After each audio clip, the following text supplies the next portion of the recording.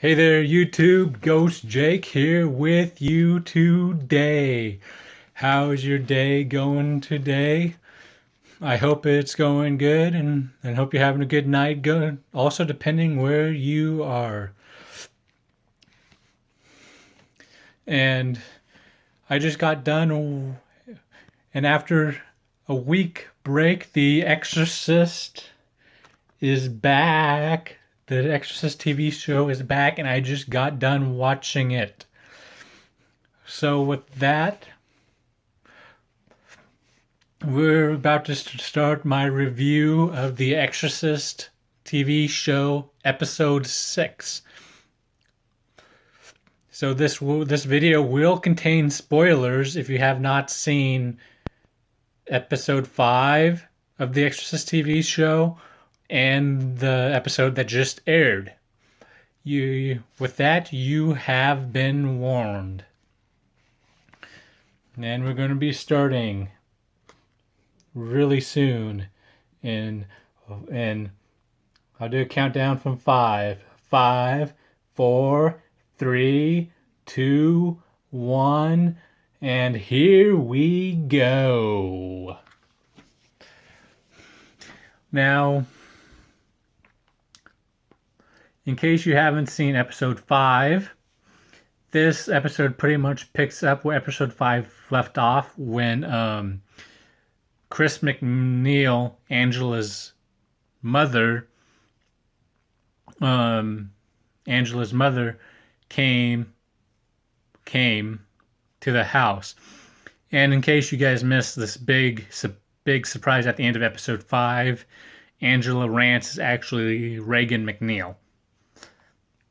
Okay.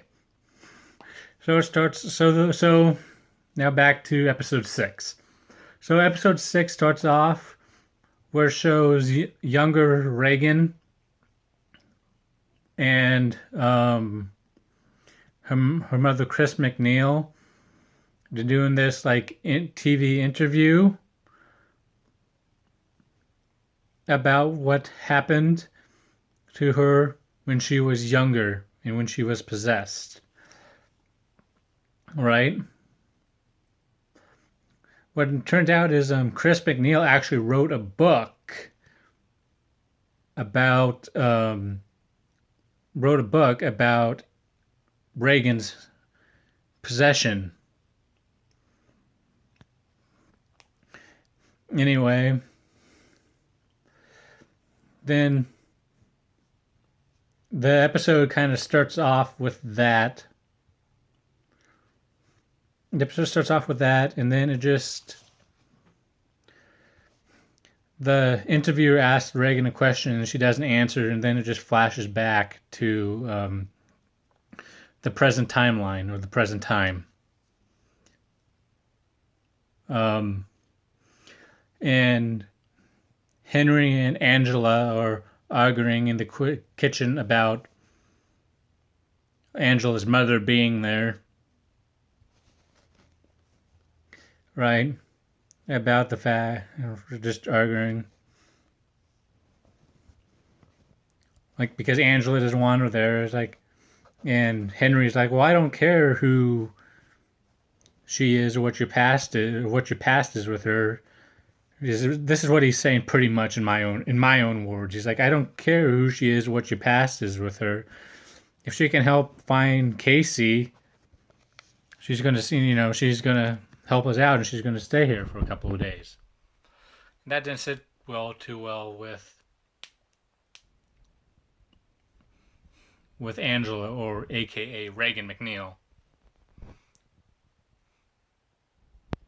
Then we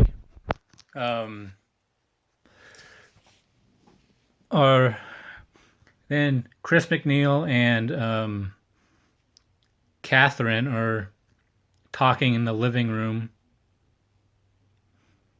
It's kind of the weirdest introduction ever, because Chris McNeil has been pretty much out of her family's lives for their entire lives, and all of a sudden she just shows up out of the blue. So yeah, that's a pretty awkward situation. And now we are headed towards, now we are in the church.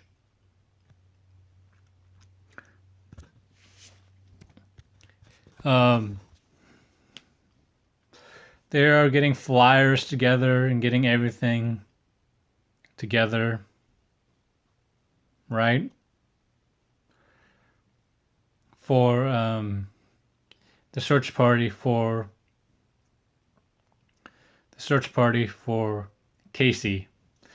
And then getting the search party for Casey. So Father Thomas, Angela, and Father Marcus shows up also. They are all in a separate room away from the crowd so they could talk privately. And so they could talk privately. And so they can talk privately. And they're not too happy with Angela, especially the exorcist, Father Marcus. He's not too happy with Angela, that the fact that she's been hiding the fact that she was actually Reagan McNeil and she's been possessed before in the past, because this opens up a bunch of brand new doors, right?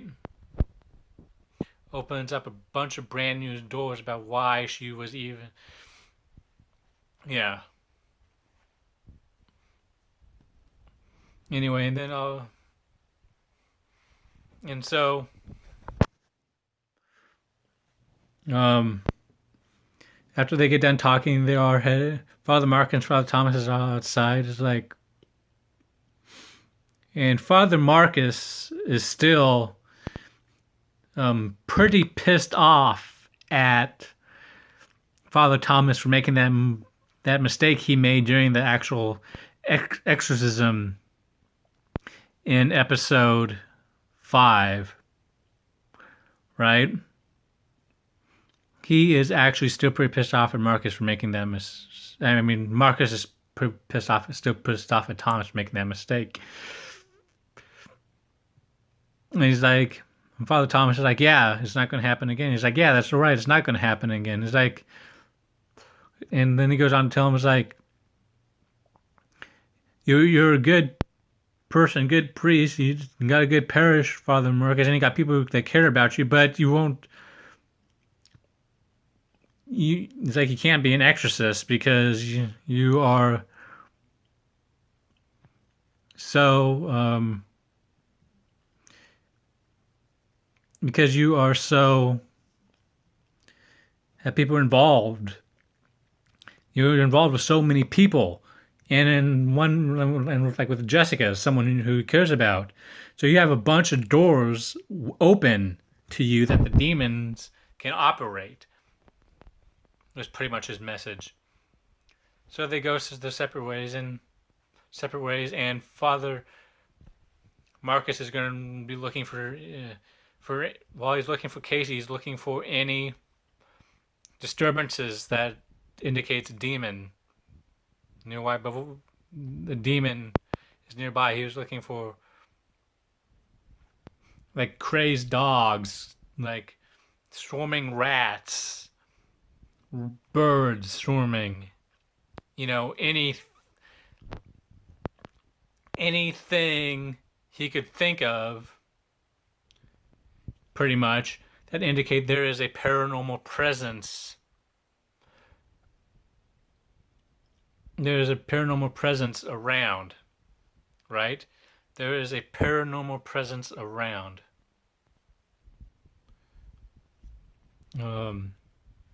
So they head off in their separate directions. Marcus is in his going in his direction, and then Father Thomas goes back into the church. And then there is a scene where what is her name? Father Thomas is in his office. I think it's Maria Walters, I believe. I'm sorry if I messed up her name. There was a part, I heard it, but there was a part I didn't see in The Exorcist because I was, in lack of better word, I was on my phone responding to someone. I mean, I couldn't type fast enough to get it done in the commercial, so that is my bad. My bad. My bad on that one. Anyway, um, she is there to invite. Um, she is there to invite Father Thomas to this like fundraising dinner, and he's like, "Well, thank you for the invitation, but I'm not going to show up because my concerns is finding Casey, right?"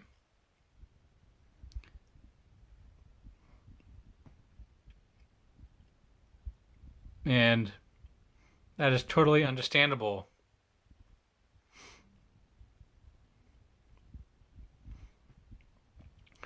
And then shortly after Maria leaves, Jessica shows up, and which is Father Thomas's love interest, I guess you can say, because she's not really his girlfriend or anything.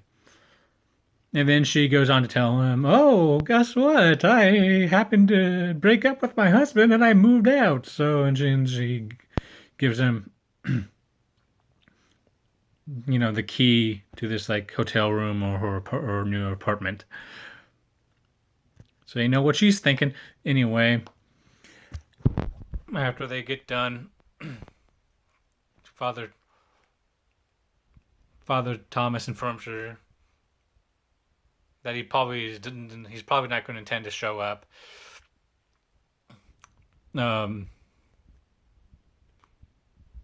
Yes. And anyway, back to Angela's house. If this happened earlier than when I'm mentioning it, I'm sorry. I think it happened around this time, but I'm not entirely sure. It might have happened more close to the beginning, so this might be me being really, really bad, right? But I apologize that I'm mentioning it right now in the middle of my video if it happened earlier in the beginning. Um, anyway, um, Catherine and I think this might actually did happen earlier, but oh well. Catherine and Chris are talking about her mom, right? And then Catherine asks her, like,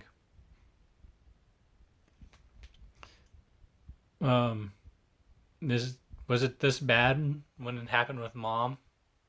And then Chris goes on to say, "I hope not." So I think because her mom's possession, for those of you actually seen the actual Exorcist, the first one, not the second one, because I know Reagan's in the second one briefly, so the first one, just the Exorcist, right? And the Exorcist, because her possession was really bad in the original movie. But that's kind of her fault. But then again, she was a little kid, so she didn't know any better. So she can't be blamed for anything. And then Chris goes on to tell Catherine that she had an imaginary friend named Captain Howdy, and that her mother played with an Ouija board, which pretty much, and she got possessed that way. because an Ouija board pretty much just opens a portal to the spirit world, and yeah, but she didn't know better, and a demon came through and she got possessed. But actually, that was actually kind of meant to happen because in the 1949 exorcism case that inspired William Peter Blatty to write The Exorcist, that is how the boy got possessed, was by using a Ouija board. So there's similarities between the actual case and The Exorcist and The Exorcist TV show. So everything is lining up how it's supposed to. Right? Anyway, and then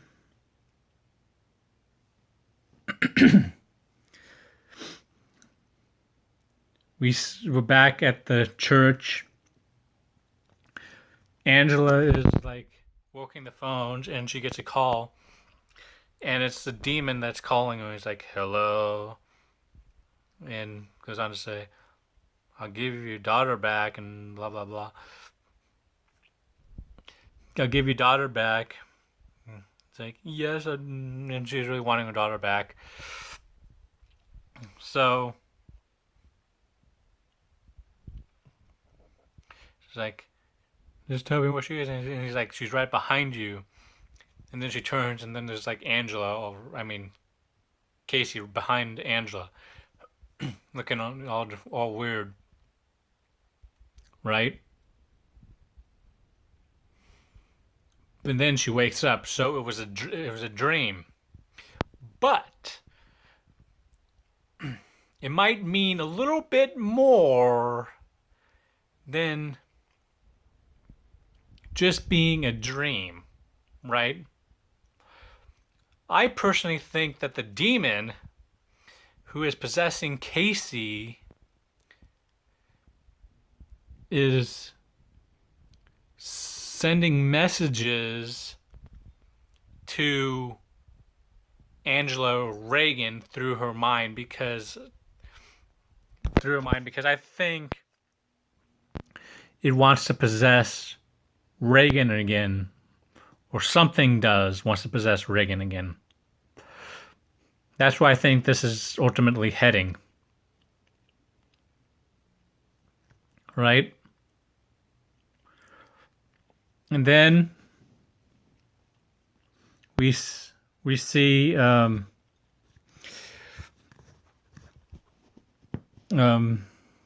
back at the church once again. A lot of this episode, guys, to be honest, was a lot of looking for Casey. Looking for Casey. Right? And then we're back at the church.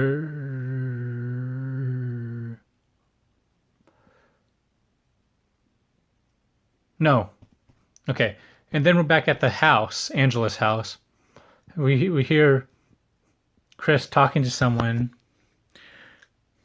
And Angela's just like, yeah, she's probably talking to Catherine. And it turns out that Chris McNeil is talking to a publicist, right? Because he's like, oh, they're never going to find Casey if we don't have her name out in public. Well, they keep on looking for her, looking.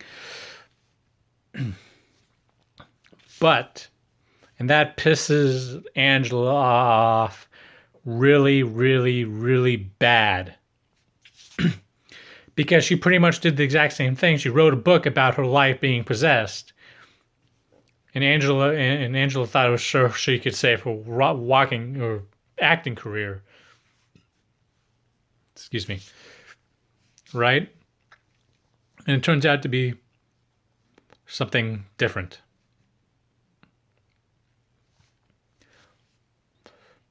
Yeah, and then Angela goes on to tell that she always knew where her mother was the entire time.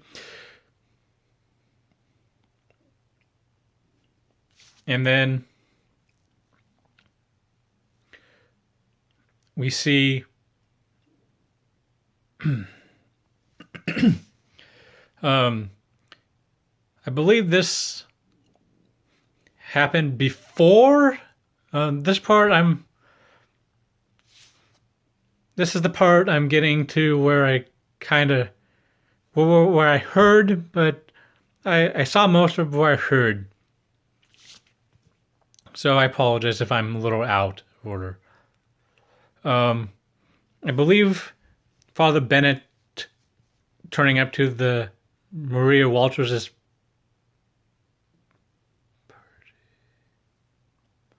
no, okay. I was right on track. My bad, my bad, my bad. Then we see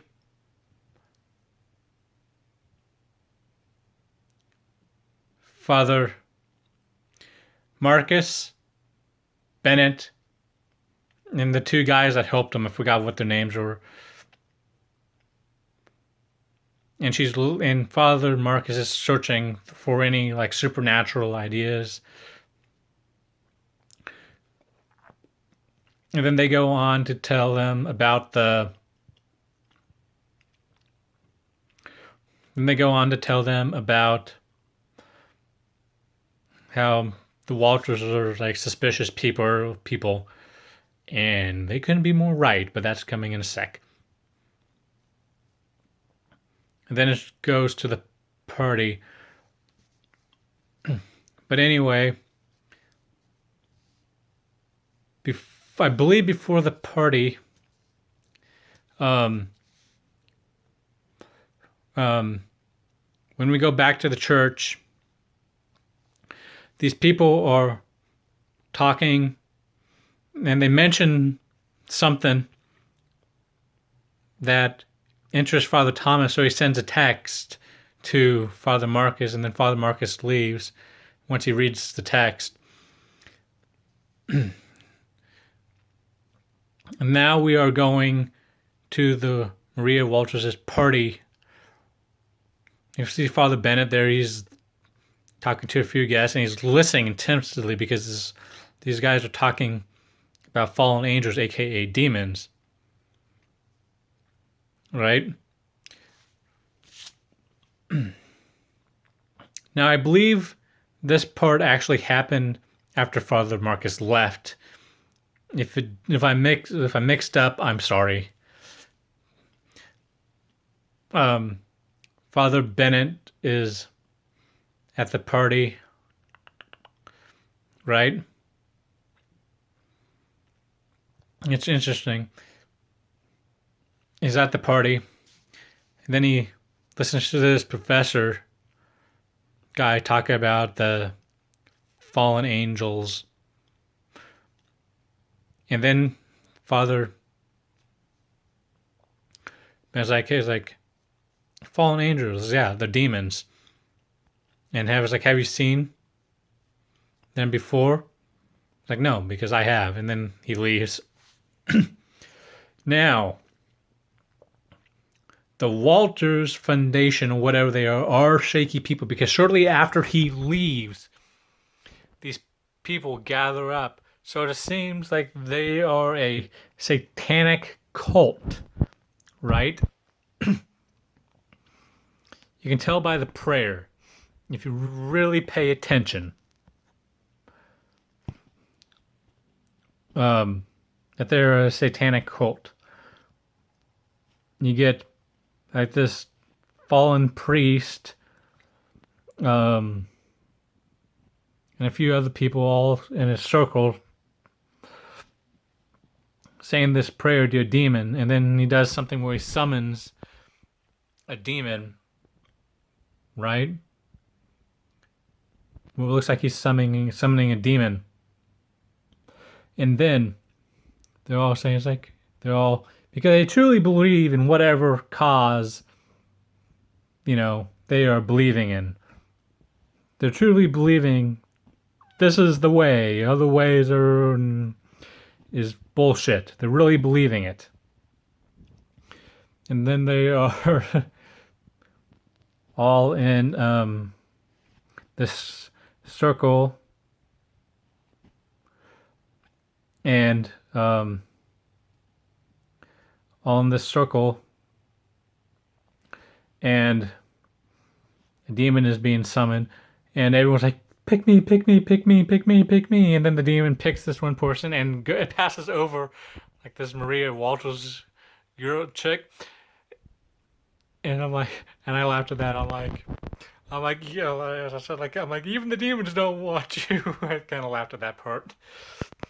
Anyway, and then back at Casey's house really fast. Back at Casey's house really fast. So he gets a call on the phone. Oh, this is shortly after the publicist. My bad. She gets a call on the phone. So my bad. This is way out of date. She gets a call from the publicist. She gets a call on the phone from the morgue. I'm going to say this fast. It's from the morgue, and they all go to the morgue to see if it's Casey's body that's been found, and it's not. And it turns out Henry and Andrew go into the obituary to see the dead body, and it turns out it's not Casey. Right? And Henry is still kind of mad at Angela because, I understand why you didn't tell me, but you didn't trust me enough to tell me when the same thing, started happening to our daughter. Okay. Sorry, I just had to throw that in there. I forgot. I completely forgot about the morgue. I should have mentioned it like a couple minutes ago. My bad. Now, we are back. We see Father Marcus walking down the street, following the signs of dogs, and then all of a sudden a whole bunch of rats come, right? And he's going to this homeless shelter. Well, whatever it is, where a bunch of these homeless people go. Because it came in from the rats and whatnot came into that way. And then he's looking for Casey. And then all of a sudden he finds Casey. Right? And he finds Casey amongst all of this. And so he's chasing her down. Right? And then they come across each other again, and Casey's like eating, I don't know, a goose, maybe raw. And that's what I can say it is. And so Father Marcus goes in the water to retrieve Casey, to get Casey. And he's having a wrestling match with the demon. And he's praying, right? He is praying and performing a little bit of an exorcism on Casey in public. No one's there.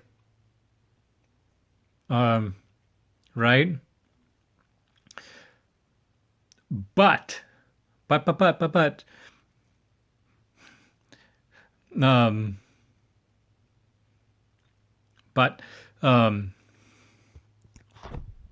and it turns out the demon, Father Marcus, looks like he has his faith back and whatnot, because even though it's only a minor victory, keyword minor, he got the demon to leave for a little bit, but then Casey informs him he's going to come back. And then that is where the episode leaves. Next week is going to be really exciting, guys. Round 2 with the Exorcist TV show. Oh, and a quick note before I end this video. I checked Internet Movie Database on my computer, and it looks like the Exorcist TV show, all the actresses and actors are listed so far for at least 9 episodes. So, and this was episode 6. So, don't know if it's going to end after episode 9 or if it's going to keep going. But all the actors have 9 episodes listed. This is my review of the Exorcist episode 6. Have a good day and good night. Bye.